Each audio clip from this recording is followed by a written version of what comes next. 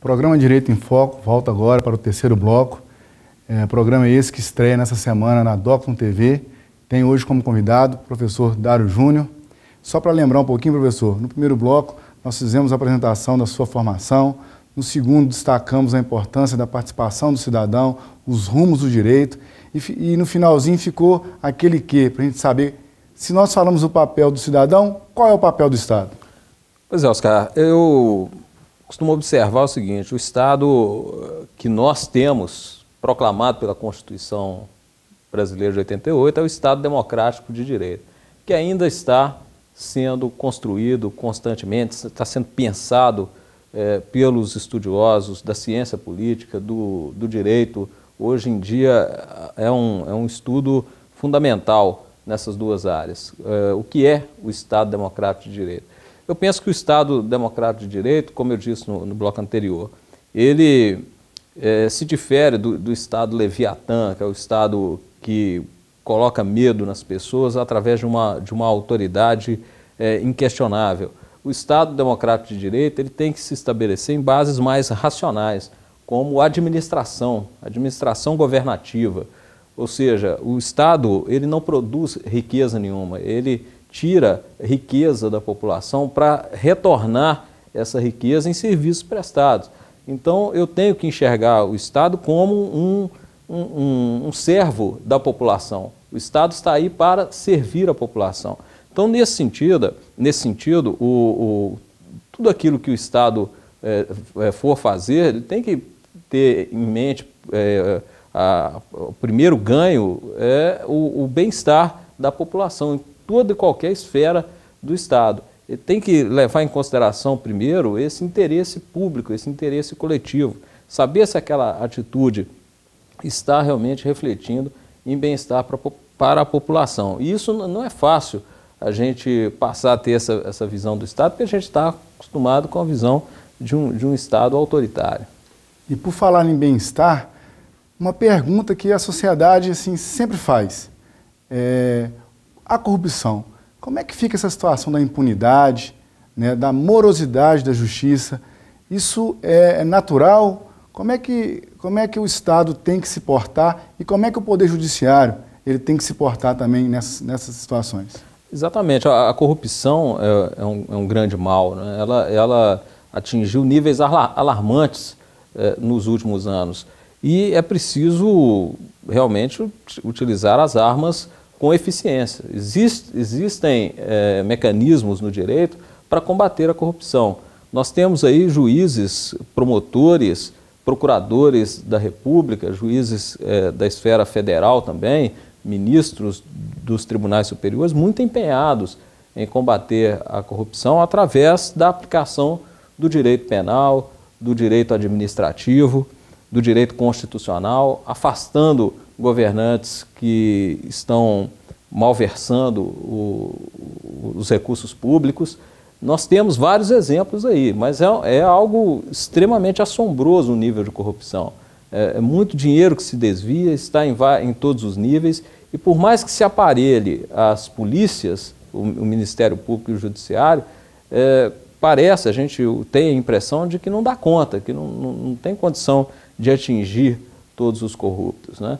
E há o problema realmente da morosidade da justiça, porque ninguém pode ser privado da sua liberdade ou dos seus bens sem o devido processo legal. Isso é um direito fundamental proclamado para todos os cidadãos, inclusive para os criminosos. E é assim que tem que ser mesmo no Estado Democrático de Direito. E o que acontece é que os crimes que a gente costuma fazer uma referência assim, genérica como os crimes de corrupção, né, que são os crimes contra a administração pública, eles têm, as penas não são muito altas, né? E o que acontece é que acabam prescrevendo a maioria desses crimes.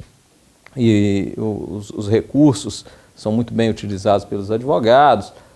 O exemplo maior está aí, o processo do mensalão, né? Há um risco muito grande daquelas acusações prescreverem antes de haver uma sentença condenatória, né? Esse é um risco que se corre.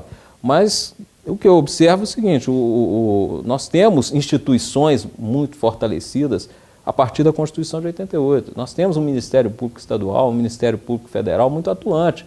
e essa impunidade, né, ela estaria ocorrendo, no meu entendimento, se essas pessoas não tivessem sendo acionadas judicialmente. Elas são acionadas judicialmente. Elas, com a lei da ficha limpa agora, muitos não vão poder mais se candidatar. É um avanço para a sociedade. É uma demonstração de que o governante tem que se pautar por princípios da ética e da honestidade, porque eles estão sempre sendo vigiados. Há mecanismos hoje, corregedorias administrativas, há órgãos de fiscalização de movimentação financeira que conseguem identificar esses enriquecimentos sem causa, injustificados. Então, há mecanismos que estão sendo utilizados já, pelo menos nos últimos 20 anos, para combater a corrupção.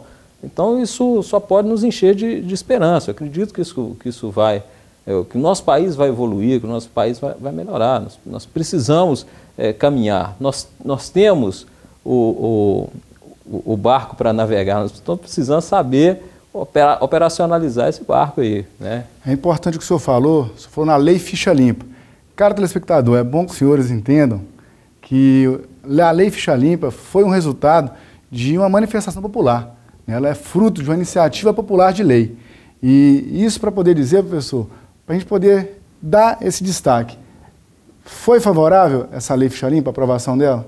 Olha, para quem lida com o direito, né, há questões jurídicas aí muito discutíveis, né, na lei da ficha limpa, principalmente a possibilidade da pessoa receber uma penalidade, ou seja, ser declarada inelegível, mesmo antes do trânsito em julgado dos processos. Isso aí chegou a ser objeto de discussão agora no Supremo Tribunal Federal, e o Supremo Tribunal entendeu que isso não viola a Constituição. Né? Enfim, é um posicionamento controverso, mas que agora não cabe a gente discutir isso também. Né? Houve uma decisão em definitivo pelo Supremo Tribunal Federal, a lei está aí, e o seu aspecto ético é realmente muito, muito relevante. É uma vitória da sociedade, sim, da mobilização da sociedade que quer um país mais decente, um país feito por homens públicos que pautem pela boa utilização dos recursos públicos, sem desvios, com transparência, gastando direito, sem se enriquecer, sem ingressar na vida pública apenas para se enriquecer. Nós temos na história do Brasil muitos homens públicos que passaram anos aí na vida pública e saíram de lá com o mesmo patrimônio que entraram, que não enriqueceram durante o exercício das funções públicas. Né? Então, são de homens assim que nós precisamos. Professor, hoje nós falamos aqui de formação, de ética, de direito, de participação popular, de participação do Estado. O papel do curso de Direito das faculdades de Caratinga, ele, na minha opinião, e eu quero saber se na sua, ele é essencial para esse contexto, né? Aproximar a sociedade desse assunto tão pertinente que todos devem procurar, que é justamente a questão da política, a questão do direito em si. Né? Nessa perspectiva, como o senhor enxerga, né, já retomando um pouco aquela ideia dos rumos do direito, há possibilidade de nós vivenciarmos um Estado democrático de direito efetivamente estabelecido? Eu creio que sim, e o papel das faculdades de Direito é muito importante nisso aí. Nós precisamos lembrar diariamente, diuturnamente, aos nossos alunos que nós estamos no Estado Democrático de Direito. O professor que está lá ensinando Direito Ambiental, Direito Penal, Direito Civil, Direito Administrativo, Direito do Trabalho, tem que lembrar isso constantemente, porque é aí que nós começaremos a aplicar o direito, a refletir o direito nessa perspectiva democrática. Professor Dário, gostaria de agradecer a sua presença aqui na estreia do nosso programa Direito em Foco. Eu que agradeço, muito importante essa iniciativa, né, de trazer o debate jurídico aqui para a Docton TV, e espero ver aqui nesse programa outros colegas professores e os nossos alunos também debatendo aqui com você, professor. Caros telespectadores, agradecemos também a participação de vocês, é importante críticas, sugestões pelos contatos que temos abaixo e até o próximo programa.